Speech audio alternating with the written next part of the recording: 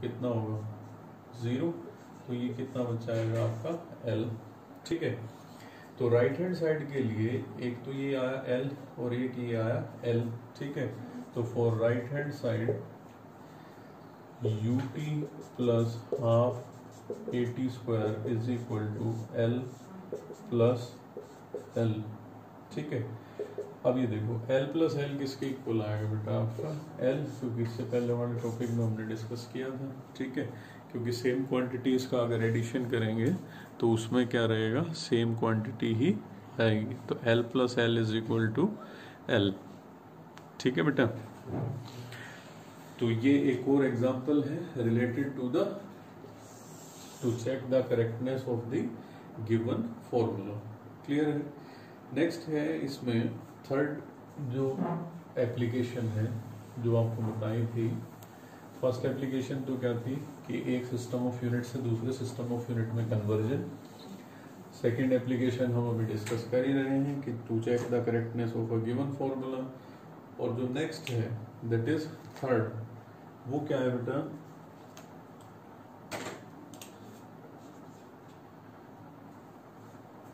To derive a formula, to derive a formula. ठीक है, ये थर्ड एप्लीकेशन है बेटा। क्लियर है। अब देखो इसका एग्जांपल क्या रहेगा। फॉर एग्जांपल कि कोई भी फॉर्मूला आप डायमेंशनली क्या कर सकते हैं, डेराइव कर सकते हैं। ठीक है, let us derive an expression, let us derive an expression for centripetal force, an expression for centripetal force acting on a particle,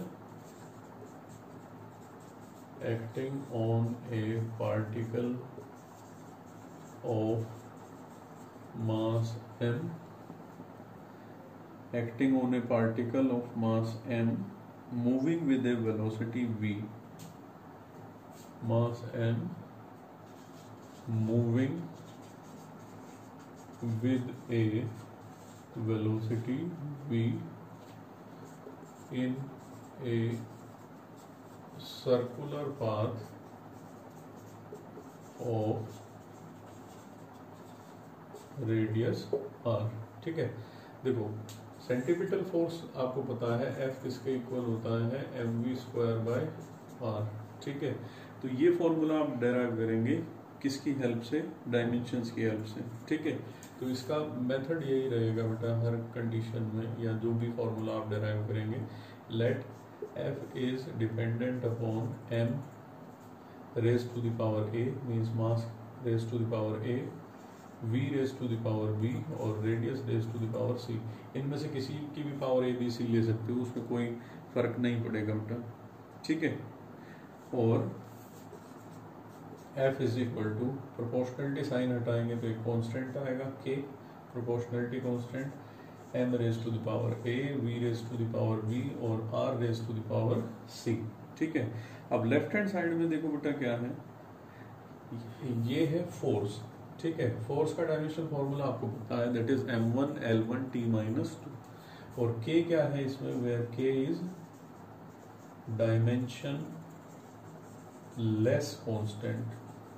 ठीक है, इसकी कोई भी डायमेंशन नहीं होगी, अगर डायमेंशन होगी तो फिर इन सभी की चेंज हो जाएगी, इसलिए k हम क्या ले रहे हैं, डायमेंशन लेस कांस्टेंट। ठीक है, तो लेफ्ट हैंड साइड में जो डायमेंशंस होंगी वो क्या क्या होंगी बेटा, इसमें लेफ्ट हैंड साइड के लिए फोर्स की डायमेंशन होगी बेटा इसमें m1 l1 t माइनस 2, ये हमने पहले भी कई बार किया है।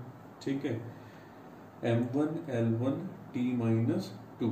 ठीक है, और राइट हैंड साइड के लिए क्या होगा बेटा, इसमें k डायमेंशन लेस कांस्टेंट है, मीन्स एक नंबर होगा सिंपली।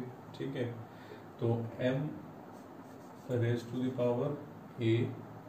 ठीक है, यहाँ पे v मीन्स वेलोसिटी m क्या है इसमें, मास के ऊपर डिपेंड कर रहा है ना, और वेलोसिटी पे डिपेंड कर रहा है। तो वेलोसिटी का डायमेंशन फॉर्मूला क्या होगा बेटा इसमें, L1t-1, क्योंकि वेलोसिटी को मेजर करते हैं मीटर पर सेकेंड में, तो L1t-1 इसकी पावर कितनी है, b। ठीक है, रेडियस मीन्स क्या होगा, सिंपली लेंथ होगी, और इसकी पावर क्या है, c। ठीक है, तो ये किसके इक्वल आएगा, m⁴ a। ठीक है, L की पावर क्या होगी बेटा यहाँ पे b, और ये हो जाएगा इसके c, तो L⁴ b plus c and t⁻⁻b। ठीक है, t की पावर कितनी होगी बेटा, -b, क्योंकि पावर से पावर जाएगी इसकी मल्टीप्लाई होगी। L की पावर यहाँ पे क्या होगी b, और L की पावर ये कितनी होगी c, तो बेस सेम है तो पावर क्या हो जाएंगे इसमें ऐड हो जाएंगे, तो m⁻a L⁻b plus c and t⁻⁻b। ठीक है, अब देखो इसमें यूजिंग द होमोजेनिटी, अब ये तो लेफ्ट हैंड साइड है और ये क्या है आपका राइट हैंड साइड है, तो आप इसको इस तरीके से लिख सकते हो, suppose this is equation number 1, या फिर इसको इक्वेशन नंबर 1 डाल दो। ठीक है, तो इक्वेशन 1 को अगर डायमेंशनली आप लिखोगे तो ये क्या आएगा, m1 L1 t-2 is equal to, suppose k की वैल्यू हम 1 लेते हैं, that is dimensionless constant, m⁻a L⁻b plus c and t⁻⁻b। ठीक है, now using homogeneity of dimensional formula, using homogeneity of dimensional formula, comparing the powers of, अब इसमें turn by turn आप power compare करते चले जाओ, m, l और t। ठीक है, नाउ पावर ऑफ m अगर हम कंपेयर करेंगे तो इधर m की पावर कितनी है 1, यहाँ पे m की पावर कितनी है a। ठीक है, तो a की वैल्यू कितनी आ जाएगी 1। ठीक है, homogeneity of dimensional formula discuss किया था, मीन्स दोनों साइड में ये हम क्या अज्यूम करते हैं कि ये फॉर्मूला क्या है, करेक्ट है। ठीक है, तो दोनों साइड में जो डायमेंशनल फॉर्मूला होगा या जो डायमेंशंस होंगे इनके, वो सभी टर्म्स के क्या रहेंगे, इक्वल। तो a is equal to 1। L की पावर्स को कंपेयर करेंगे तो यहाँ पे क्या आएगा, b plus c is equal to 1। ठीक है, क्योंकि L की पावर 1 है, यहाँ पे क्या है b प्लस सी, और t की पावर्स को अगर आप कंपेयर करेंगे तो ये कितना आ जाएगा बेटा आपका, -2 इज इक्वल टू -b, तो माइनस से माइनस कैंसिल हो जाएगा, तो b की वैल्यू कितनी आ जाएगी 2, ये वैल्यू यहाँ सब्स्टिट्यूट कर दो, तो c किसके इक्वल आ जाएगा 1 - b। ठीक है, और c is equal to 1 - 2 means -1। ठीक है, ये सारी वैल्यूज इसके अंदर सब्स्टिट्यूट कर दो आप, तो फॉर्मूला क्या आएगा, f is equal to m⁻⁴ a की वैल्यू कितनी आई है 1, तो ये आ जाएगा आपका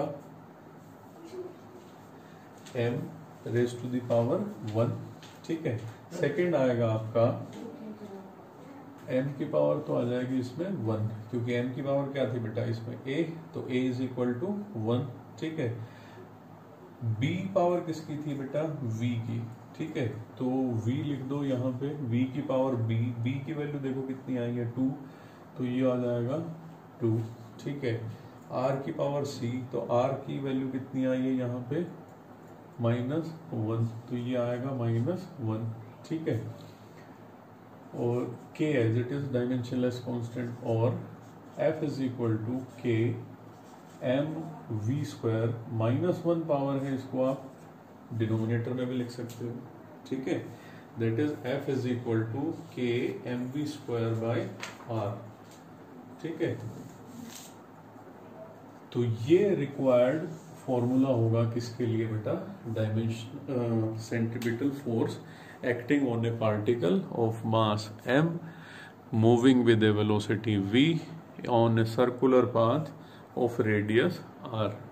ठीक है बेटा, तो दोनों साइड क्या करना है, पहले आपको इसमें अज्यूम करना है कि f डिपेंड करेगा किसके ऊपर, मास, वेलोसिटी और रेडियस के ऊपर पावर्स इनकी ए बी और सी होंगी।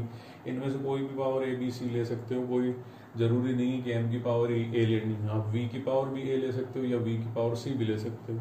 ठीक है, तो अब इनको फॉर डायमेंशन फॉर्मूला लिख लो दोनों साइड, होमोजेनिटी का यूज करते हुए दोनों साइड डायमेंशंस को इक्वेट करो, ए बी और सी की वैल्यू आ जाएंगी, वो इसके अंदर सब्स्टिट्यूट कर देंगे, तो वही क्या होगा इसमें रिक्वायर्ड फॉर्मूला होगा। ठीक है, अब F is equal to m v square by r आता है, तो यहाँ पे ये K क्या है, सिंपली डायमेंशन लेस कॉन्स्टेंट। ठीक है, तो F is equal to m v square by are.